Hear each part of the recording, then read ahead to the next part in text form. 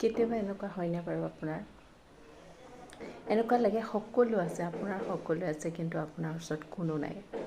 আপুনি একদম অকলশৰীয়া, আপোনাৰ কোনো নাই।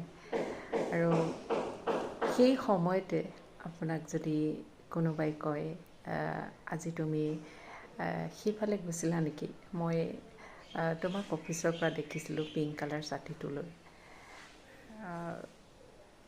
সেই 4 মহলীয়া অফিচটোৰ ওপৰৰ পৰা আপোনাক কোনোবাই চাইছে, আপুনি কি ছাতি লৈ গৈছে, আপুনি ক'লৈ গৈছে, এইটো যে আপোনাক চিনিব পাৰিছে, সেই বাক্যশাৰীও কিন্তু তেতিয়া এনেকুৱা লাগে, কোনোবাটো আছে মোৰ, নহয়নে বাৰু? যোনে আপোনাক চায়, যোনে আপোনাক ফ'ল' কৰে, হয়নে নহয় বাৰু? কিমান ভাল লাগে।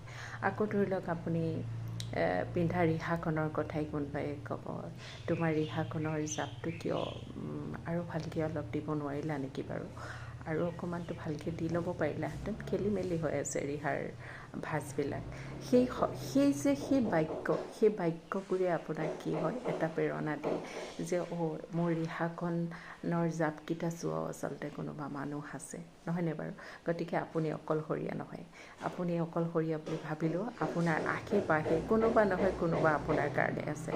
যেনেকৈ আপোনাৰ কোনো নহ'লে আপোনাৰ কাৰণে ভগৱান আছে, সেই তেনেকুৱা।